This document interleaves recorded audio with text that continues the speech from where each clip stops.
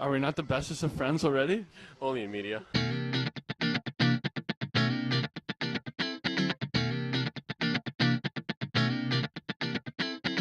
Welcome, everybody, to the oft duplicated, never replicated, Defending Big D podcast. Of course, pending technical issues. I am here with Robert as well as David. How are you two doing?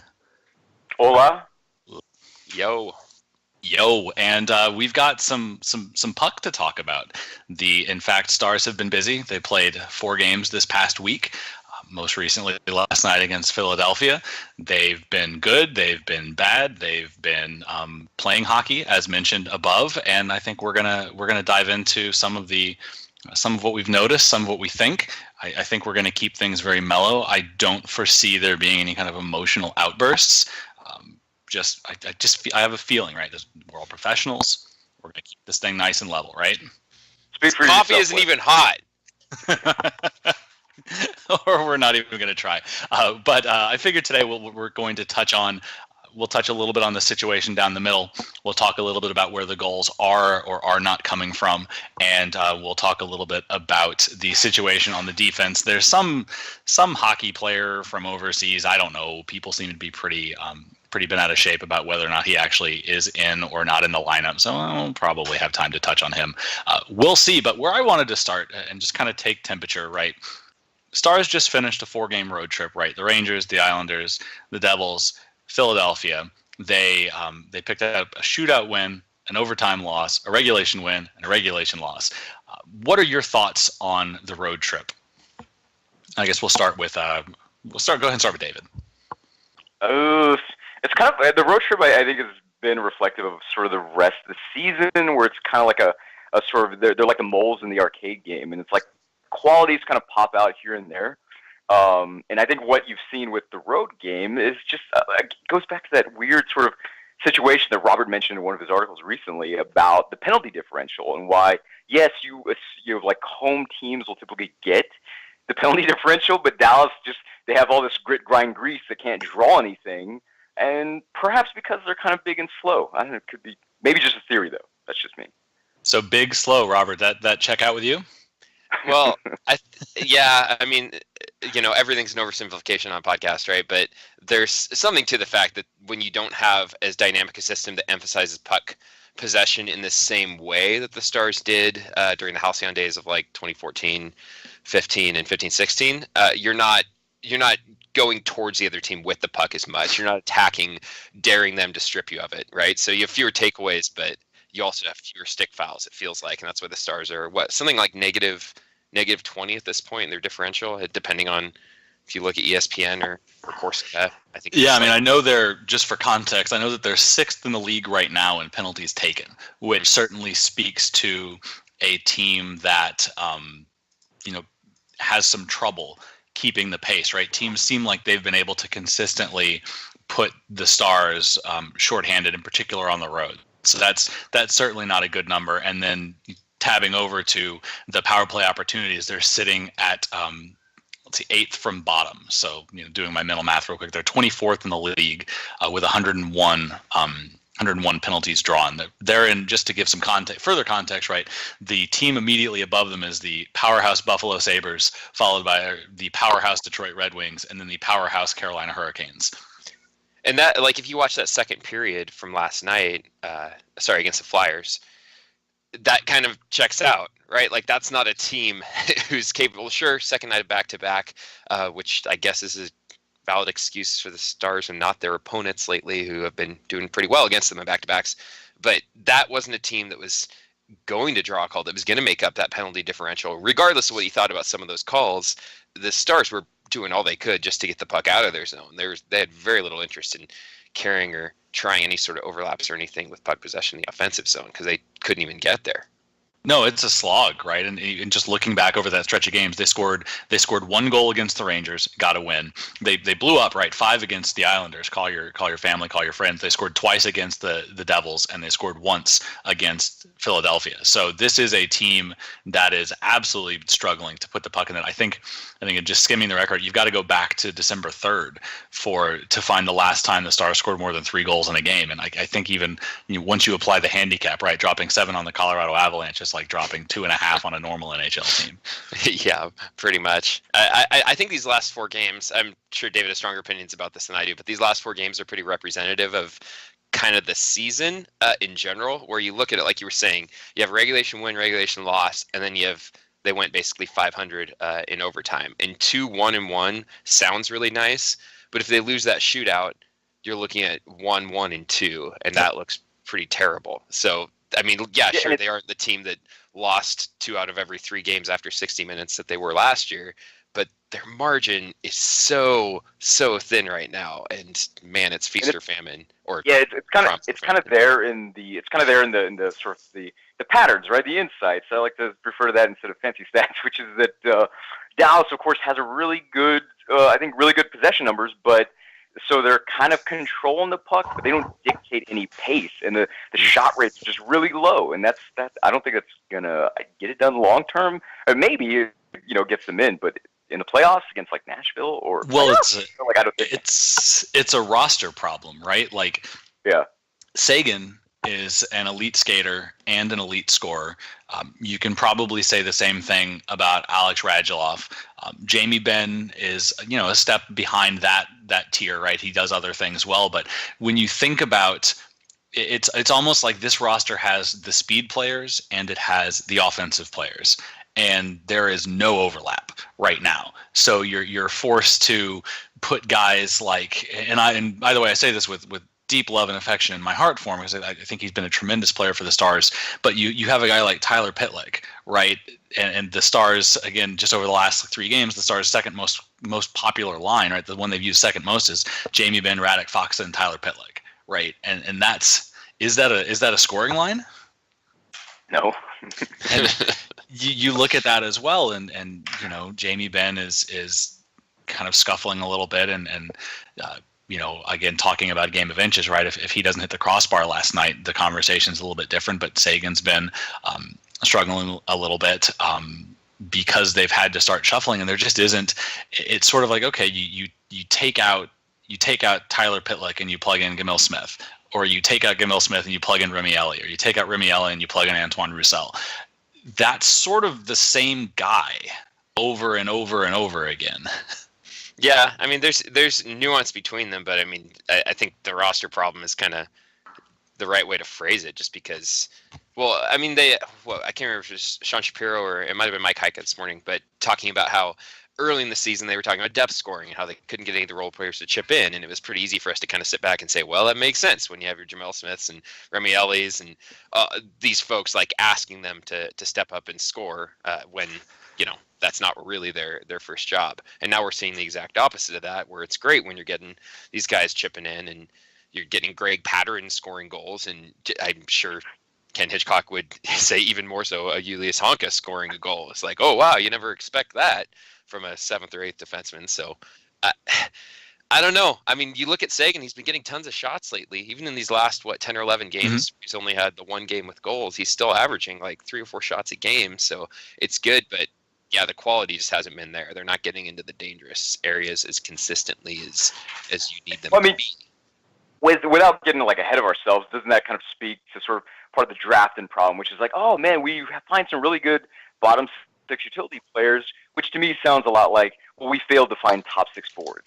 And that's why you have Richie, who I think has been awful. Like, Richie can spin his body and stare into the middle distance, effectively, but he just kind of hasn't really like found that rhythm. And I don't think I ever expected him to. He's already in that peak production window, and just not a guy that I think is gonna get to those 20 goals. Well, and then you look down at the Texas Stars, right? Okay, well, who do you call up? So just looking at goal scoring, right? Curtis McKenzie. The Stars definitively know what they have in Curtis McKenzie. Jason Dickinson has 13 goals. They call him up just so he can watch the game, right? He's got the best tickets in the house. But beyond that, there's nobody really. Heinz has been better. He's got 9 goals so far this season, but do you plug him in day one, right? Guryanov has had bursts. He's got 2 goals, right? So there isn't anybody in the system right now. If you're Jim Nill, or I guess this is more of a Hitchcock thing. If you're Ken Hitchcock and you need to find everybody crossed their fingers. Radulov briefly briefly left the game against the Islanders, there's some concern as to whether he'd play the second 2 games or the final 2 games of the trip, right? If he leaves the lineup right now, who do you plug in there that you have any confidence in? And then the other bit about just where the Stars sit relative to their peers, right, is so yeah, they're technically in the second wild card spot, but the 2 teams below them have at least 1 game at hand, in Minnesota's case 2. And then you look at goal differential across the conference, right? Nashville plus 23, St. Louis plus 23, Los Angeles plus 22, Vegas 12, Winnipeg 14, San Jose 10, Dallas 0. Even Chicago is sitting at plus 13, which is inflated by a couple of, early season blowouts, but Dallas is straight up scuffling in front of the net, and that's a very, very dangerous place for this team to be in. Yeah, and they're not getting as much as it seems like the depth scoring is helping. It's more just because someone is scoring than the depth scoring is actually stepping up. I mean, last year they had Russell and Richie both kind of had really good seasons. Mm-hmm. Stepped about the only players that did for the most part. And this year they've both kind of dropped off, and you've more or less replaced Eve's scoring and then some, I would say, with Radulov. But other than that, Devin Shore's disappeared scoring-wise. It's Jason Spezza getting less minutes, continues to score less. Was Shore ever there? Was Shore last year? No. I'm just making it. Oh yeah. Ignore me, guys. I mean, now's as good a time as any to talk about what's going on there. I mean, I've always felt like to me with Devin Shore, it was again likable guy, very smart. It seems like our eyes kind of deceive us, right? Because the possession stats look bad, right? He's like every player is worse offensively and defensively with him on the ice, but again, seems pretty good. He can carry in the puck, but to me, that's the thing is he just doesn't create dynamic situations on the ice. For all his defensive awareness, that doesn't turn into a counter rush off a turnover, or for all those offensive, sort of that offensive mindset, it never turns into a real cycle, or he doesn't find quiet ice or anything like that. And to me, that's just kind of, Shore, he's just another one of those guys to me that's he's good at looking up solemnly at the sky, thinking about the tough break of having his mediocre shot get stopped by an NHL goaltender, but it's kind of, and again, I like the guy, but to me, that's when you go back to talking about the Texas Stars, I'm kind of I would like to see a guy like Richie or Shore traded, because I'm a lunatic, and I may actually say, yeah, Gurionov, I think at least there's something to be said for playing your natural position. Again, don't listen to me, but I would be totally cool with it. Well, there's something. If he had more than 2 goals this season, I would agree. I just feel like there is a component of guys have to. I don't know. I have trouble looking at anybody. I have trouble with them fling. If you're going to fling a guy into the top 6 on this team, why isn't it Jason Dickinson? Is my question. Well, like I said, I think it's the natural position thing. I think one of the reasons why Shore struggles, for example, is that he's playing right wing. That was never his thing, either in college or in the AHL. And so, I'm not saying Gurionov's earned it; he absolutely hasn't. But it's just about that natural position. And I think Gemel Smith and Remy Ellie, they weren't producing in the AHL either, but I think they found a role in the system and kind of played that fairly effectively. And I actually like Ellie and Smith. I don't think there's anything wrong with them. I like all of them, but again, it's Dallas at this point, they've shored up the bottom 6. All right, they're good. We don't need to worry about getting that next great, depth player. We need to start. Maybe it's time they more literally shored up the bottom 6. Oh snap! Nailed it. But the team needs it's either through they're not getting they're clearly not getting the high end, right? They're not augmenting the scores that they've been able to find through free agency with anything internally. Yeah. Well, and that's okay. A good litmus for this is Ben and Sagan and who rides shotgun with them. Radulov, obviously, he's going to make pretty much any line better. He's amazing. We love him. But Patrick Eaves is always the nice example we love to point to as kind of the ideal line mate for Ben and Sagan, someone who has an elite tool.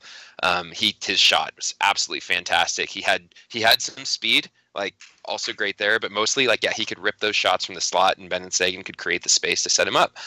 They're both good at that. Shore, like David already said, doesn't really have that shot tool, doesn't really have as much of a speed tool. It's kind of one of those more utility guys, or I can't remember how you categorized him or how he gets categorized in David's article about playing styles. Probably more of a dependent player, though. Yeah, he's more of a dependent to me. I think depended all the way. Mm-hmm. And that's where there's something to be said for even bringing up someone like a Gurionov for similar reasons to like Ellie and Smith being brought up, despite them not tearing the cover off the ball, so to speak, in the AHL, because at least he has an elite tool or two. Yeah. So even if, he hasn't earned it, quote unquote, well, I don't know. I mean, at some point you bring the biggest gun you have, even if it hasn't been battle tested yet. Well, then you get into the fact if you bring it, is Hitchcock going to play it? Because I think you could make an argument that, Dallas has a fairly, what should be a fairly large weapon on the back line, and he just finished playing a 3-game stretch, right? Like they're not using Julius Honka either.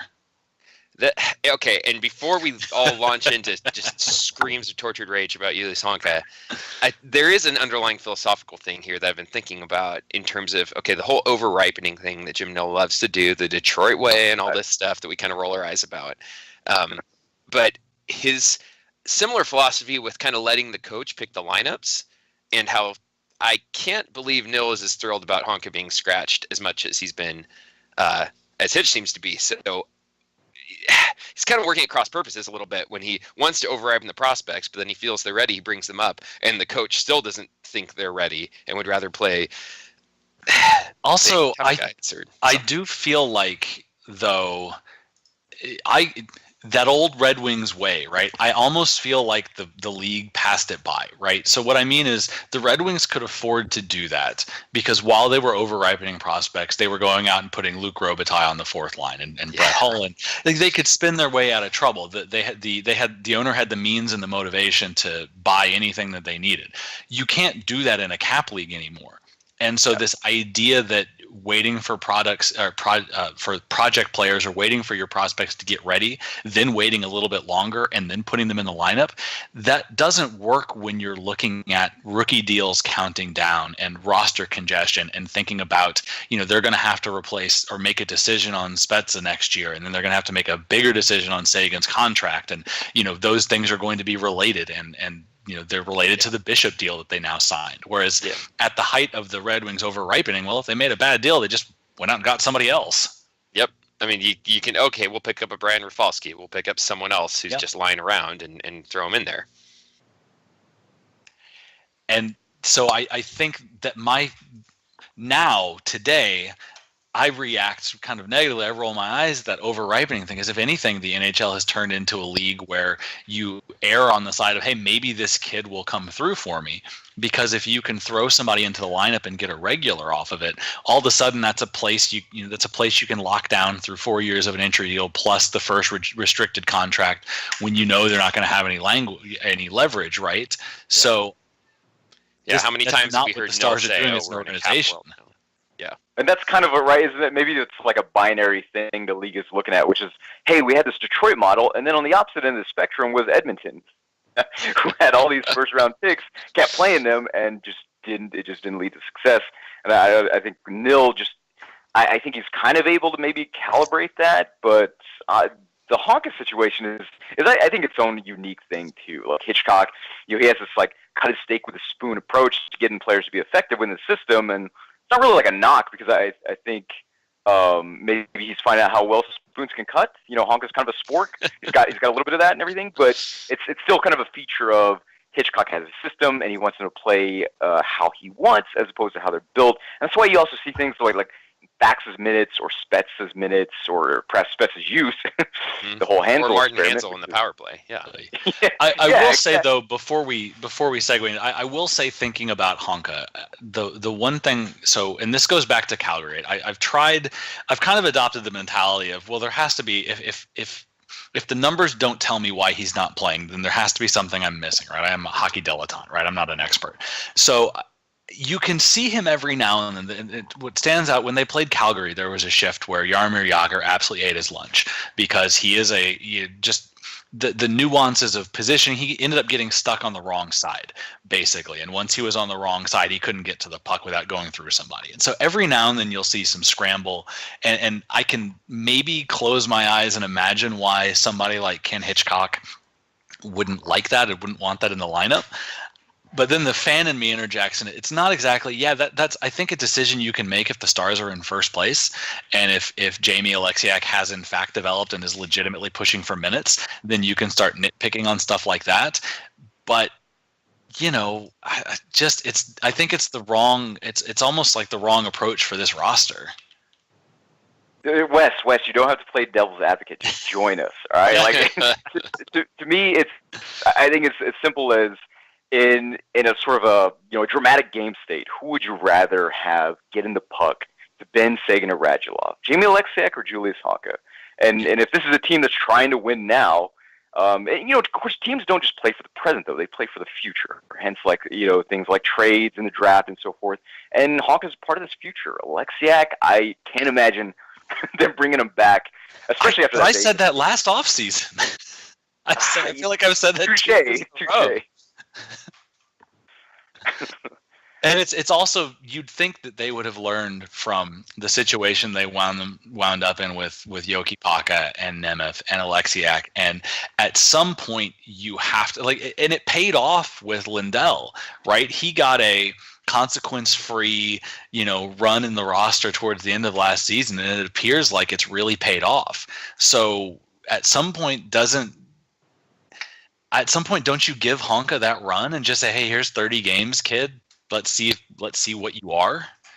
Yeah, and I think he's improved too. Right? Defensively, stopping 2-on-1s on the road trip, no less than overtime. I mean, I don't understand. But the funny thing is, he's still getting those sheltered minutes. Like, there's still times when he's double shifting Johns, who I think has actually struggled. And that's the thing that worries me, which is that when Method comes back in, it's probably going to be Honka's probably going to be the scratch. And I'm thinking, I think maybe John should be the scratch. I mean, just to put some numbers behind that, right? Honka played just over 12 minutes against the Rangers, just under 13. 12:20 against the Rangers, 12:50 against the Islanders, 13:50 against the Devils, and then back to 12:40 against the Flyers, right? So he's playing mid-tier forward minutes right now. It's I think it is hard to make a case that he's getting a legitimate chance to force his way onto that roster. Yeah, it definitely seems like a necessity situation where Hitchcock has kind of resigned himself to, okay, if this is the situation, and if Alexiak really isn't going to validate my trust in him, then okay, what's the other option? There's a surprise. Yeah. Yeah, and I mean, it's so easy for us to sit back and say, look, we've been seeing this for, what is this, like his 6th season, I think, spending some time in the NHL without, we've seen it. It's the same Jamie Alexiak with some different things learned, trying some different roles, but he is who he is at some point. I mean, you can't just say he's going to magically turn into an elite player overnight, on the same team at least. I mean, even with Chara, he changed teams, changed team, changed system. Maybe that could wake Alexiak up, and no one would be happier for him than most Stars fans, I think, if he was able to figure things out. The dude was dealt a tough hand from the beginning, but man, it just didn't seem logical from the very beginning to be touting Alexiak as a top 4 defenseman unless you're trying to do a pump and dump. And they apparently, all the other beat guys have been pretty adamant that no, this doesn't really seem like the Stars want to trade Alexiak. But I have to believe now.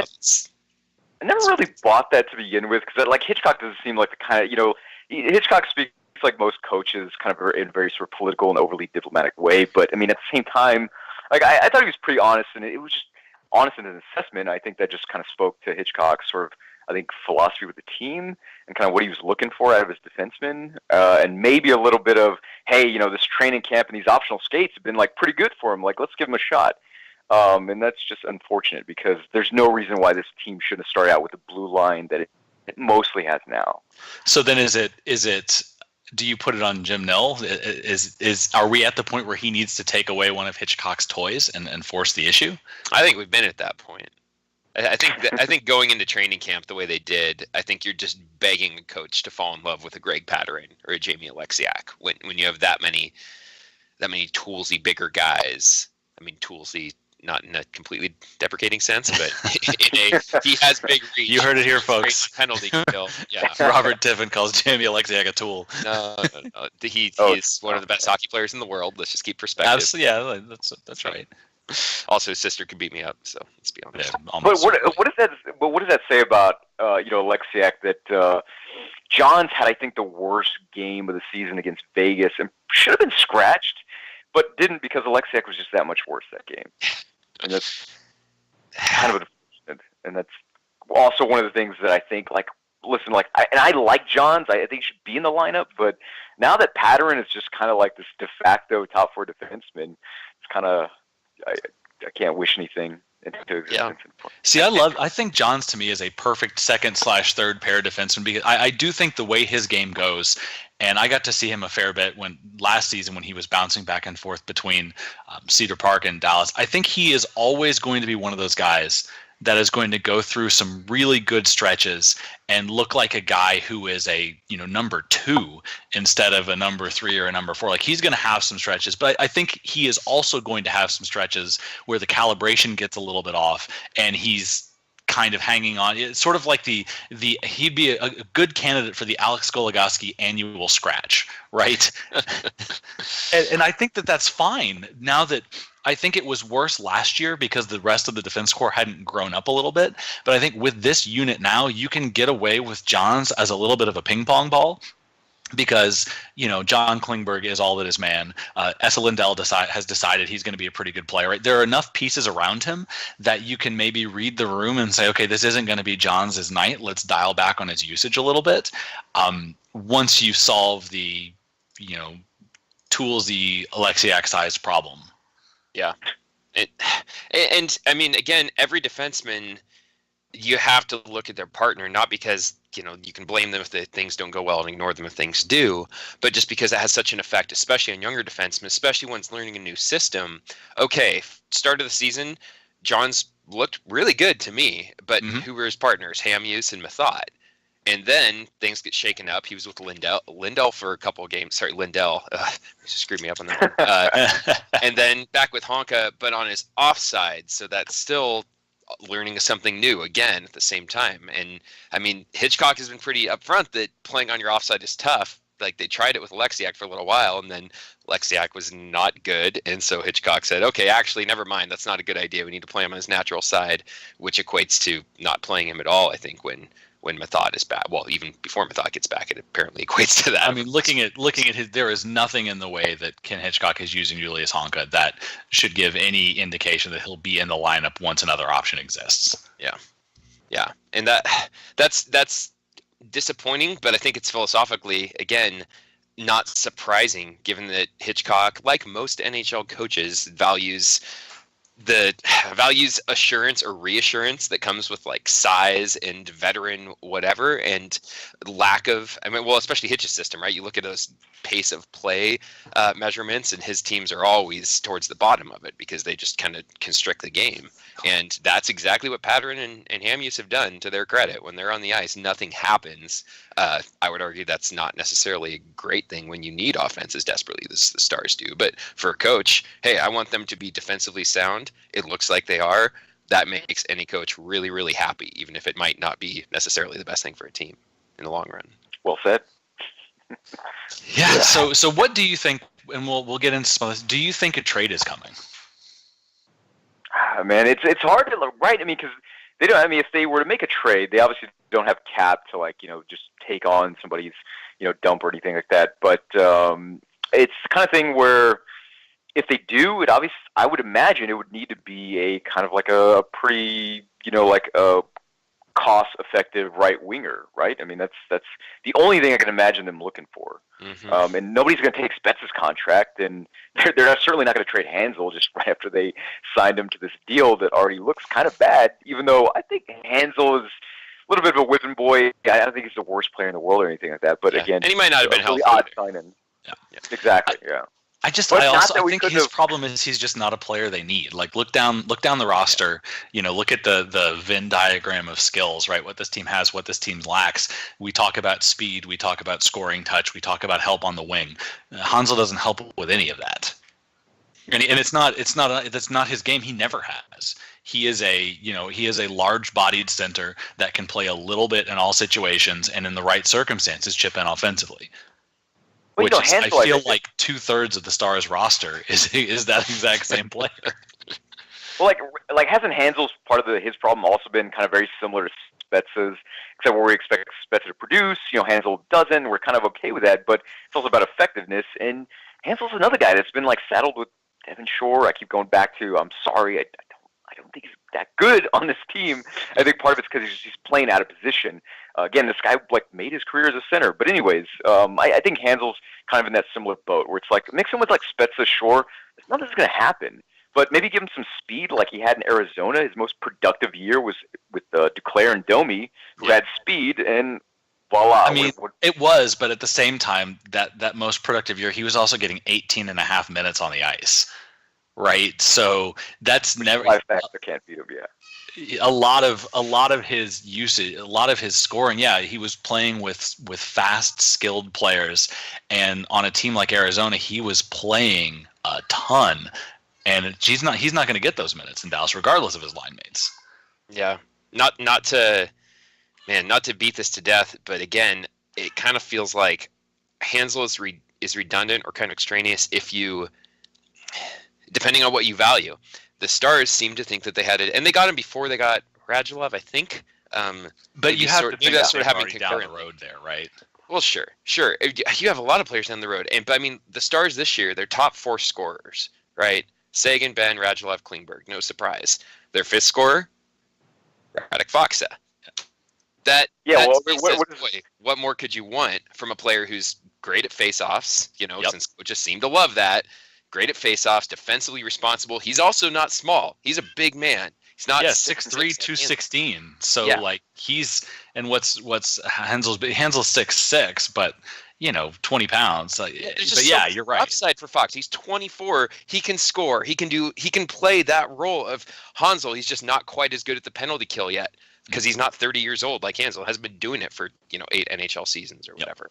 But coaches don't care about upside as much if they can control one aspect of the game, or at least feel like they're controlling it. And it really seems like Hansel gives them that ability. Sorry, Dave.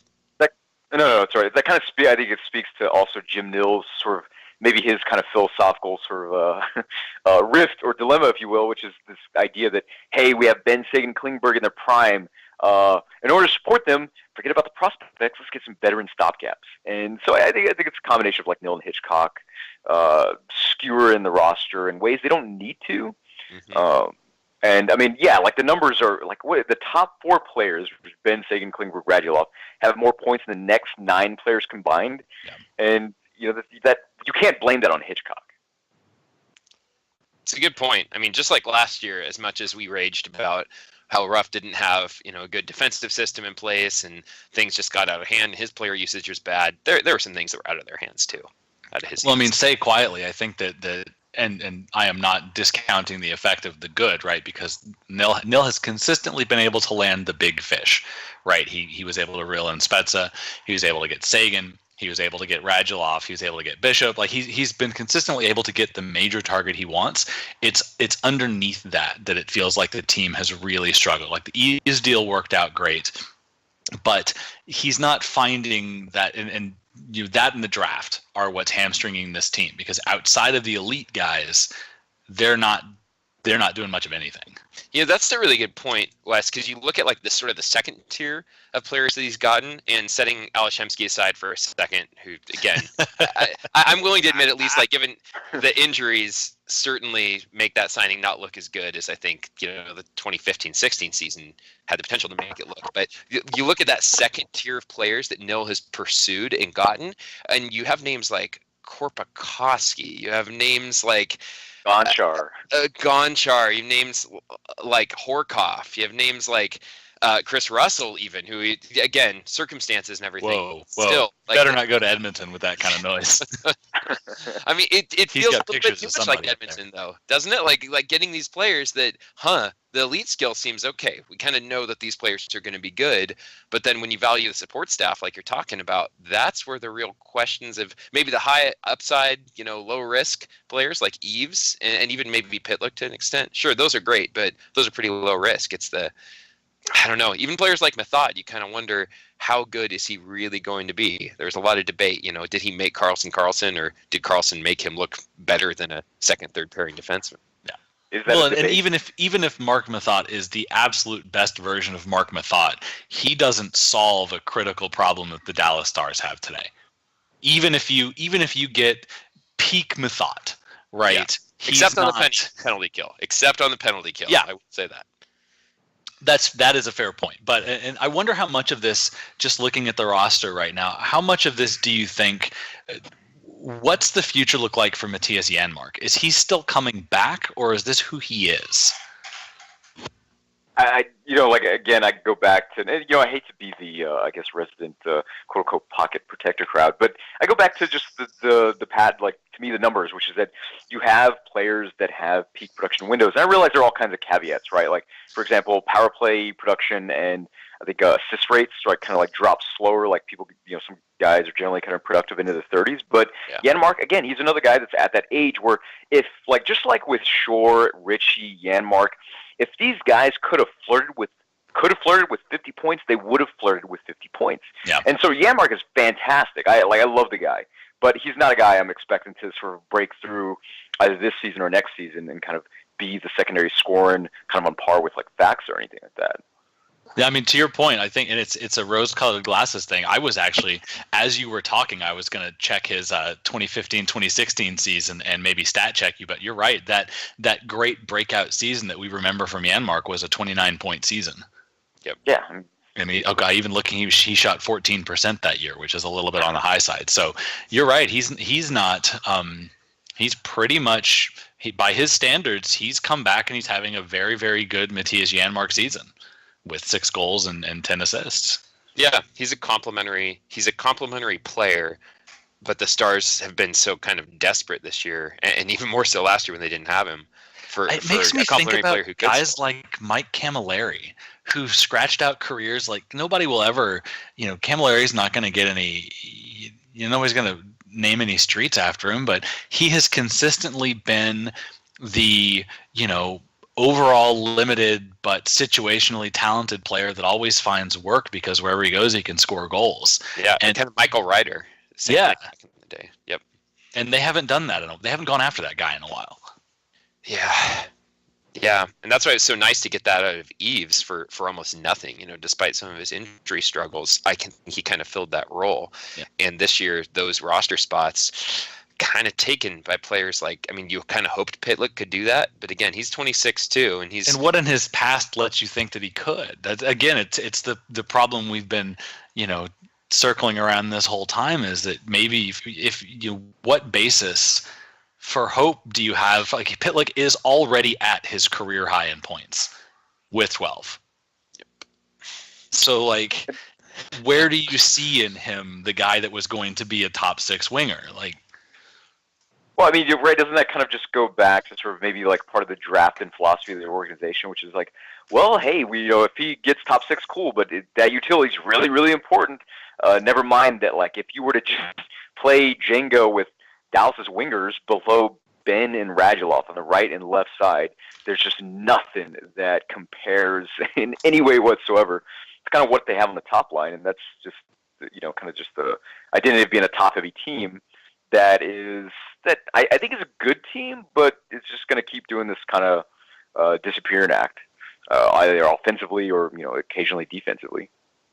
Yep. Well, and I think even more so offensively when you the top 3 forwards in ice time are the big guys, but then their next 3 are Janmark, Hansel, and Devin Shore. And Janmark is the big scorer out of that bunch, and he's got 16 points in 34 games. That's not even half a point per game. That Alish Hemsky would be 4th in this team if he's healthy, scoring points. Yep. And that's not what it's that's prepared to make Montreal Hemsky?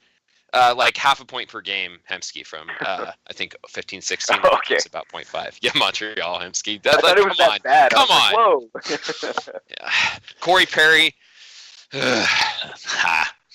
No, I think that I'm skimming the prospect list right now. Yeah, I think this team could use Hemsky. He would help. I think that this team would have been better off taking a flyer on Alice Hemsky than they were taking a flyer on Hansel, right? Well, they need that more. They would in theory, but of course in practice, he's only getting older and his body has been super resilient. So, it's a bigger risk, and so it felt like Nil kind of thought, well, you know what?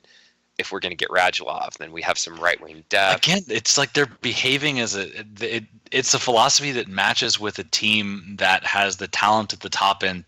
If you're a peak Chicago ready to win a cup, those moves make sense, right? Let's shore things up. Let's bring in guys that aren't going to torpedo the thing. But this is a team that missed the playoffs last season, and they're conducting themselves in free agency and even in the draft, right? It's been defense heavy. It's been goaltending. This isn't a team that has been taking a lot of swings. I guess not since Nichushkin, right? This isn't a team that's been taking a lot of swings at forwards in the draft. Well, I think that's part of the issue, right? Which is like, okay, so like, last season, Dallas kind of saw themselves as very similar to Tampa. Like, hey, we were injured. That's why we didn't miss the playoffs, obviously, and that's relatively true. Like everyone expected Dallas to be like Tampa this season, which is to bounce back. But of course, the difference between Tampa and Dallas is that most of Tampa's talent was drafted by Tampa, and so all these guys are familiar with the system, and they don't have to deal with the turnover that Dallas had. Because look at like 2 seasons ago, like the forward group was like Hemsky, Eves. Janmark, Nichushkin, all this kind of speed at wing, and then of course all that. God, they need him so bad. Yeah. Right? Yeah. That's kind of my thing. And there have been some guys that and that's why I go with like the Skip Bayless hot take of like maybe free Gurionov perhaps. He hasn't earned it. Probably not good enough, but hey, why not? And but that's not to say that I think that like Remy Ellie, am I the only one that like actually likes the guy? Like I love it. The thing is though, independently, I like every single player that should be in the bottom third of this team. It's just that they're being, it's the old Stefan Robidas problem, right? The problem people had with Robida was that they didn't have the players above Robida that they needed, right? And that's what's wrong. That's this squad right now. Yeah. It really does feel like this team kind of took its swing just 1 year too early, especially with the Nichushkin thing. And some of that's bad luck too, right? I don't know how much they knew about whether or not he'd actually be able to come back for this year or not. But between just so many things, it really feels like there was some pressure, whether or not you think it's from ownership or wherever it was coming from, that, hey, this is the year to load up. They really thought themselves the Chicago, right? They could just overpay for a few of these pieces because they had a chance at a cup. And yet they're coming off a year when they really, and especially with the transition to new system, especially with most of their big scorers being kind of aging out of that scoring prime, like David's saying, that's a pretty risky proposition. And when your top players and your second tier scorers really aren't getting it done, all due respect to Spezza and Hanzo, who, haven't had help, you're really not getting much help from that top line. So when it disappears, you really see that this team just can't score. And that is it. To me, that's the problem, right? There has been some issue and some inconsistency in the defense, and there have been some games that Ben Bishop probably wants back. But at the end of the day, every goalie's gonna have those, though. Yeah, and he is not. Ben Bishop is not the reason that the Stars are where they are in the standing. It's the absence of guys that can threaten offensively and that can turn those, if he has a bad night, right? And he's, like I said, he's sitting right now 9-10 save percentage, 2.7 goals against. That's not awesome, right? They need more out of him.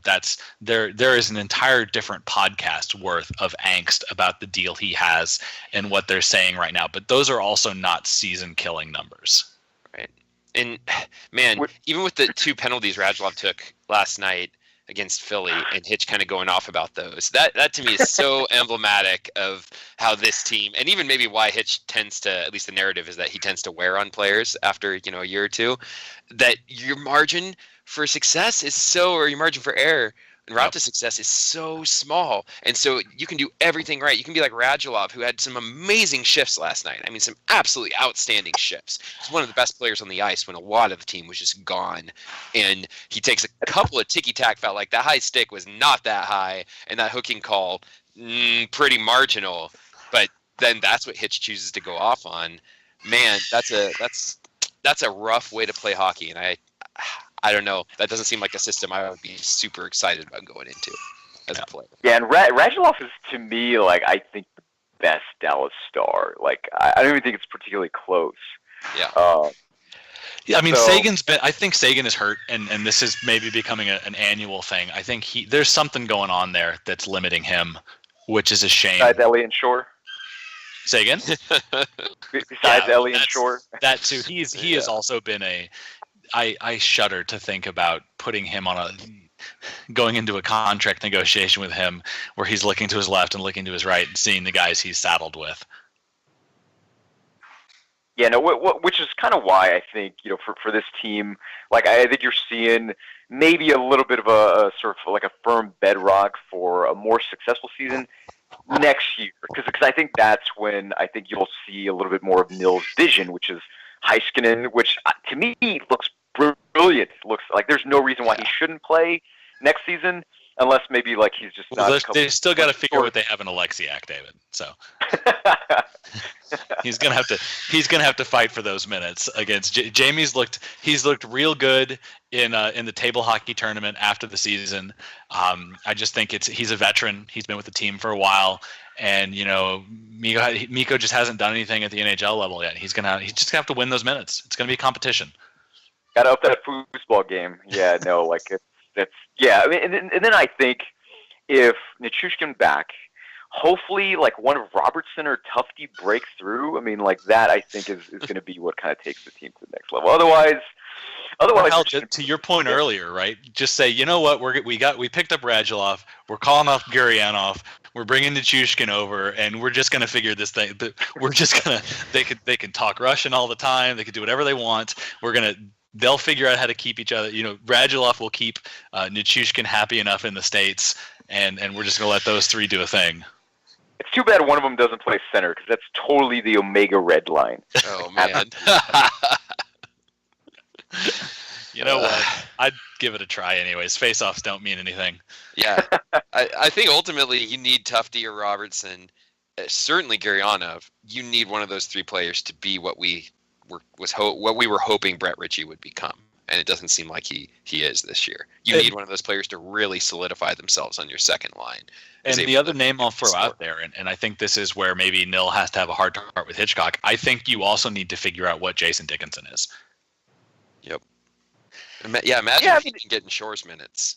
Right? I mean, and not just for the frustrating thing for me is that you'll see guys get called up and then they'll get a game, Honka, right? He'll get a game or two. Guys need runs, right? You're not going to pull Dickinson out of the AHL, give him, 11 minutes in a one-off game and then put him back in the press box, and you can't do that and then act surprised when he isn't, lighting the lamp. And I think I notice kind of fans sort of whenever I'm traveling through the id of Yahoo comments or BBD comments, it's kind of like Dickinson's really disappointed. Like the dude I never noticed. Like, you know what? That's perfectly valid. Dickinson, has been kind of invisible like in the lineup, but again, goes back to he's great in the AHL because he's playing with more talented players. Because he's playing the top line minutes, and it's kind of hard to expect. He's kind of like a sort of like a sneaky creative player. So I mean, you're not going to get the most out of him with like Ritchie and Jimmel Smith. I mean, I bet if you got him away from cameras and put some truth serum on him, I bet if you asked Sagan who he'd rather see on his wing, Devin Shore or Jason Dickinson, he would, at this point at least, hey, Dickinson's worth a shot. It's funny what players think makes them better, though. That is fair. Man, they really buy into the whole intangibles. And I mean, to be fair, when you're having to take all those hits and going through what they go through physically, like that's going to shape your perception of what you need and everything too. So player interviews are always a mixed bag to me. Sometimes they're really fascinating by virtue of what they seem to believe, as much as by what they don't buy into. Yeah. I don't know. It's a tough spot. The biggest fear for me is that this team is just good enough to stay in the mix, which is going to ensure that they stay out of the. They caught lightning, right? They caught a Oiler-esque break in the draft last year, but Dallas is right in that section where they're not going to be picking the elite players, and they're not necessarily going to be.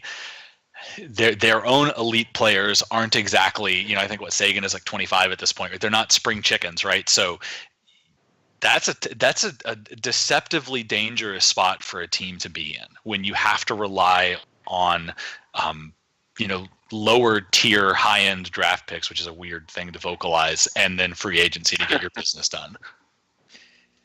Yeah, and speaking of Sagan, it makes you wonder if they kind of they know how much a good run this year might help them in negotiations with extending him. I mean, maybe, who knows? Maybe he's already bought in. He's like, look, when time comes, if you write me the check, I'm staying here.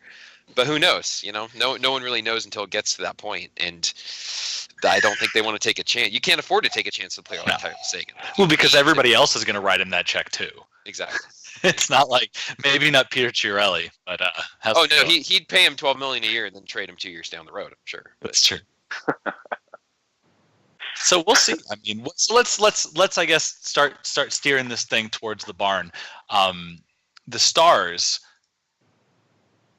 Are we riding still a in the horse playoff in this spot analogy? again. Is this a tractor? What? You know what? The way that they're playing. Are all now, three of? Is this like a Three Amigos situation? We're all on one horse. The offense feels like a tractor right now. Okay. Yeah. Fair. So they're actually going to have a pretty light stretch. 3 games next week, 2 games the week after before their New Year's Eve tilt. The challenge is they're playing good teams. And Dallas, if you look at the kind of the consistent theme in their losses, is they're able to hang with the bad and the mediums, and then they get rolled by the heavies. And they've got Washington on Tuesday, Chicago on Thursday, Nashville on Saturday or Sunday rather. Apologies. Or sorry, no, Saturday. I was right the first time. That's right now the way this team is going. That's a gruesome looking stretch of hockey. Yep. I mean, we know about their record versus the Central in and of itself, but good teams, that's a whole nother. Well, yeah, I'll let David take it. It's bad. Yeah, no, I mean, I don't have anything insightful to add to what you just said, other than this is the team that we've been watching the whole time, and because I'm the expert because I've had 3 failed podcasts before this, so I've been talking about the exact same thing, which is, man, secondary scoring. What about the Central Division? Can they get better? And none of all these issues are more or less the same. And so I think it's a matter of just finding a kind of structure within the system of just try, if Hitchcock, give Honka his run, see, maybe start him in the defensive zone every now and then. 2 seconds of penalty killing time, I think, would do him wonders. And he's just unwilling to do that. And of course, a lot of other things, right? Maybe play Dickinson instead of, I don't know, insert bottom 6 forward here. Trade Shore. I don't think the lineup is going to miss Shore.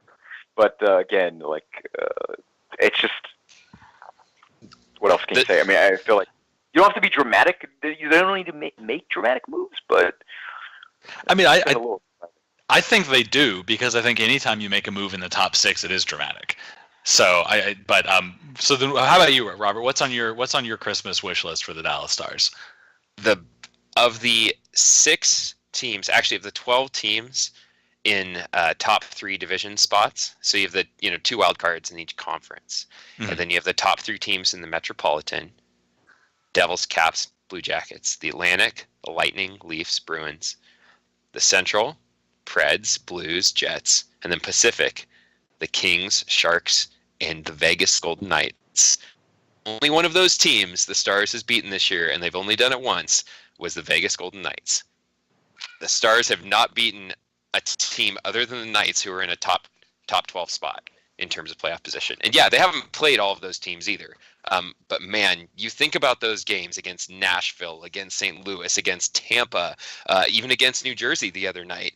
They have not looked good against those top teams. So my Christmas wish list is that maybe you say, okay, that was an early fluke while they were figuring things out. They solidify the lineup.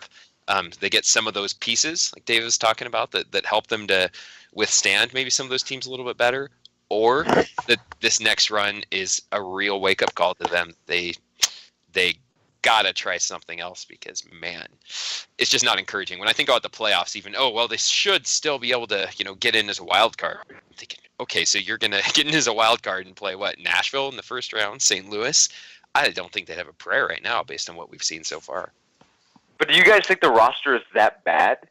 It's not that bad. It's just not that good either. Well, it's where do you want this team to be? If we are expecting the Dallas Stars to be a legitimate cup contender, then yeah, the roster is bad.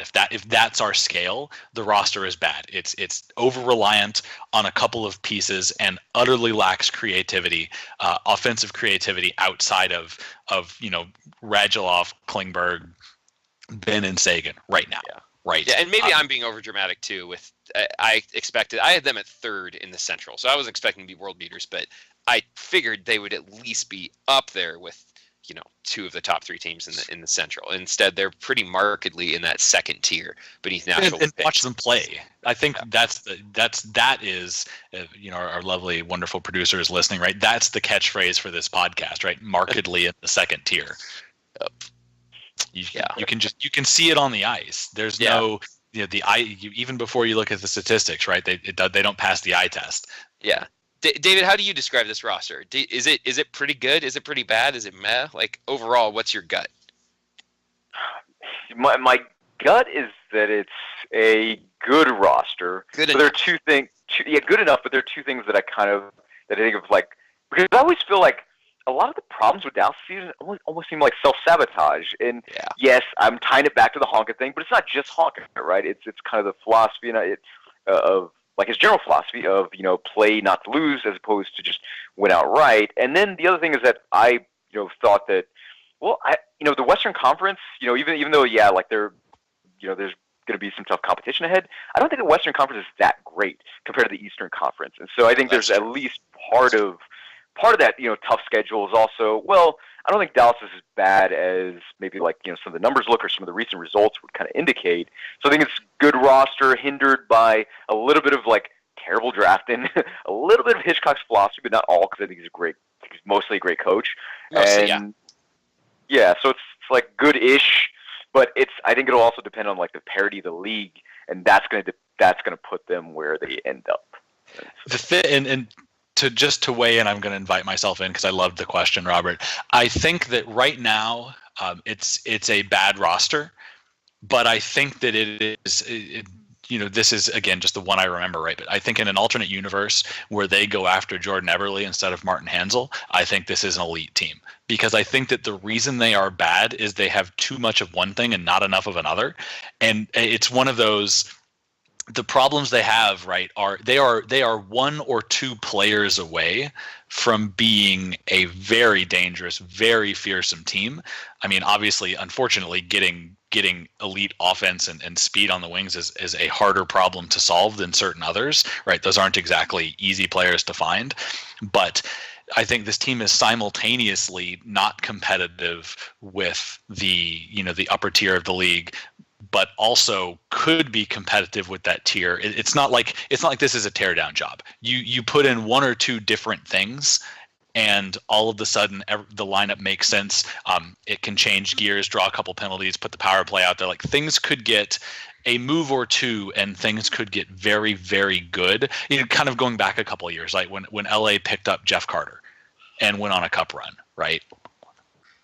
I think that's where this team is. They are a and granted, it was a terrible trade for Philly to make. They're kind of paying their way out of a problem they'd created. So those trades aren't easy to find. But they're a Marian Gaborik. They're a Jeff Carter. They're one of those types of deals away from going from a team that doesn't really scare anybody to all of a sudden a team that is going to put the fear of God into defense and goalies again. Yeah. Real quick though, if they had signed Eberle, would they have been able to afford Radulov? Well, I think if you're saying if they signed Eberle instead of Hansel, and then that's what I'm saying. Yeah. And I was even saying that. I was trying to draw more of a talent, like, comparison. Like, take them, just looking at what those two guys do on the ice. That would, or even like the one that kicks me is coming into the expansion draft. James Neal was available. Marchessault was available coming out of Florida. Riley Smith was available.